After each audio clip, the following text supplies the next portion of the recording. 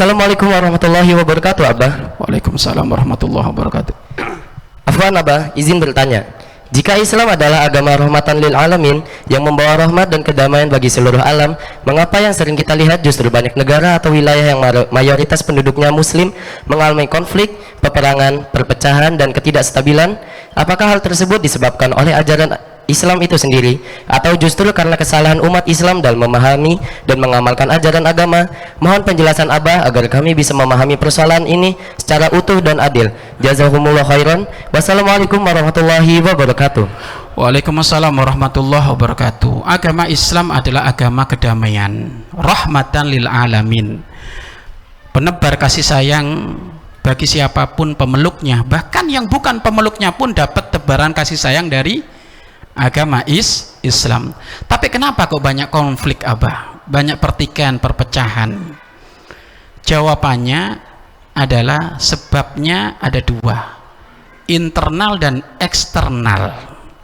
Internalnya, keimanannya orang-orang pemeluk agama Islam, Bapak Ibu, sudah mulai khianat, ya kan? Sehingga Bapak Ibu, musuh dalam selimut itu ada. Kalau sudah ada musuh dalam selimut, disitulah mungkin sekali akan ada perpecahan. Yang dicari lagi bukan Allah, tapi yang dicari pangkat. Musuh dalam selimut itu, Bapak Ibu, adalah kayaknya dia bersatu, tapi hakikatnya dia mengintai kita kapan kita terlena untuk dijatuhkan. Loh, orang yang kayak gini memimpin, orang kayak gini dibesarkan, ini adalah awal dari segala fitan, awal dari segala fitnah. Jadi banyak dari orang-orang kita ini, Bapak Ibu, khianat, nggak istiqomah imannya kepada Allah.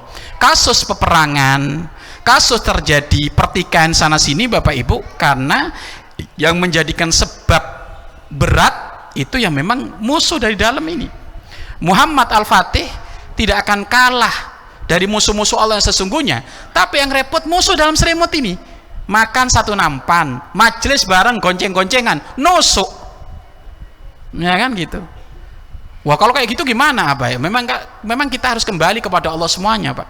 Kita harus kembali kepada Allah. Kita nggak boleh percaya kepada siapapun melebihi daripada kepercayaan kita kepada Allah. Jangan, ya, jangan. Kalau percaya sama manusia sewajarnya saja. Iya, sekarang lagi cocok, iya kan? Karena ketemu menunya sama. Kalau lagi nggak cocok, Bapak Ibu, gitu. Makanya kalau percaya kepada manusia sebatas kita husnudzon kepada dia, tapi nggak boleh mengalahkan kepercayaan kita kepada Allah Subhanahu wa Ta'ala. Kemudian eksternalnya, luarnya, Bapak Ibu, memang Bapak Ibu, musuh-musuh Allah nggak seneng Islam itu berkembang, ya kan? Nggak seneng Islam itu maju, Bapak Ibu. Makanya akhirnya mereka digrogotin dari eksternal, tapi melalui internal yang khianat ini. Kamu bisa nggak ngelenserkan dia? Ini loh, jadi pemimpin kok sholat semuanya nih, iya kan? Semuanya kok hafal Al-Quran. Ini kan bahaya kalau ahli-ahli Al-Quran ini. Ayo, coba itu hasut dia, lengserkan dia, tak kasih pulau kamu. Ayo, lah ini orang-orang yang kayak gini nih, Bapak Ibu, yang merusak Islam, Bapak Ibu, ya kan? Pengkhianatan di dunia ada, Ibu, karena memang tempatnya, ya kan? Kalau nggak ada pengkhianatan, itu bukan dunia, Bapak Ibu, ya kan? Apa kata Imam Ibnu Athaillah Sakandari di dalam kitabnya?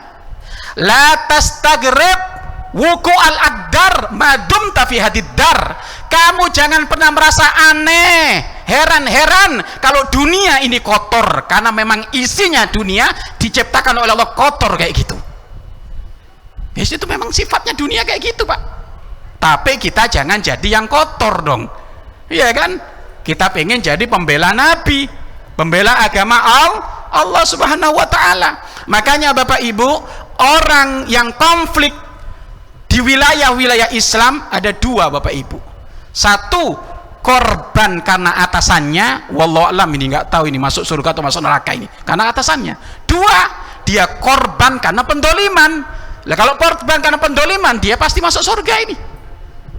Tapi kalau korban karena atasannya, nah ini yang bahaya ini, ya. Tugas kita, orang tua kami, menyeru kedamaian, menyeru akhlaknya baginda Nabi Muhammad yang mengutamakan diskusi, musyawarah, saling memaafkan. Makanya Bapak Ibu ingat, kami pernah ngomong, bahkan ada ulama besar Al-Habib Abu Bakar masyhur, Allah yarham, beliau sudah wafat, beliau pernah ngomong, jangan kau ajarkan kami ngangkat pedang. Umat Islam itu paling berani ngangkat pedang. Bukan kayak yang di televisi itu, kata beliau, bukan kayak di televisi ngebom sana ngebom sini, ditanyani tampakin, itu kan hanya untuk viral-viralan biar orang takut. Tetapi umat Islam, mereka angkat pedang bukan untuk viral, bukan untuk rame di kalangan TV-TV, bukan, tapi pengen dianggap oleh ahli langit, Allah dan malaikat. Makanya beda kita ngangkat pedang, Pak. Kita nggak pengen viral-viralan. Tetapi Bapak Ibu, ada ajaran Nabi lagi, Bapak Ibu, apa? Coba angkat pedangnya sekarang dirubah dengan apa? Menabur kedamaian dan akhlak adab. Itulah jihad kita di akhir zaman ini, Bapak Ibu. Jihad kita, ya. Ibu kalau bisa dengan orang yang dengki kepada jenengan senyum sambil ngirim kue, kenapa harus ngelempar batu? Udah gak zamannya ngelempar batu. Rasulullah sudah gak nganggep itu. Rasulullah pengen kalau kamu didolimi, balas. Idfa billati hiya ahsan. Balas dengan lebih baik daripada yang ia lakukan.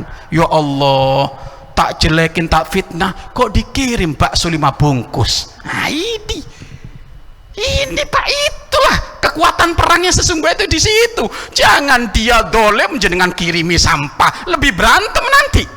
Idfa billati hiya ahsan. Makanya jihad kita saat ini Bapak Ibu, pedang itu ayo kita tajamkan, kita landepkan, lancipkan dengan akhlak adab kita, ya, dengan akhlak adab kita. Makanya udah nggak perlu kita sekarang dengan kekerasan, Bapak Ibu, cukup dengan adab, akhlak, tampakkan, Bapak Ibu. Kenapa?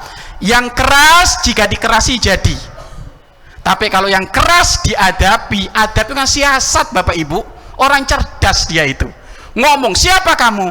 Masya Allah, mohon maaf, Al-Fakir, tukang nguli, mohon maaf lewat. Oh iya, monggo. Coba kamu, siapa kamu? Kayak nggak tahu saya, kita yang punya kampung. Jadi Bapak Ibu, betul nggak? Ya kan gitu. Makanya jihad kita di akhir zaman bukan angkat pedang, tapi ingat, bukan berarti takut loh. Karena yang dicari umat Islam kalau angkat pedang, pengen dianggap oleh Allah, bukan dianggap oleh televisi. Oh, negara adijaya ini, negara hebat, senjata. Bukan itu yang dicari oleh umat Islam. Tapi yang dicari ridhonya Allah. Namun ulama sepakat untuk jihad di akhir zaman ini, Bapak Ibu, jihadnya adalah dengan akhlak. Tampakkan ketajaman akhlakmu, kecerdasan hatimu, sehingga apa? Nggak perlu kita ribut-ribut, Bapak Ibu, cukup dengan akhlak. Akhirnya lembut, selesai, Bapak Ibu. Yang keras jadinya mencair. Mudah-mudahan Allah menjadikan kita semuanya menjadi penyeru kebaikan dengan kelembutan, ya, bukan dengan kekerasan. Wallahu a'lam bishawab.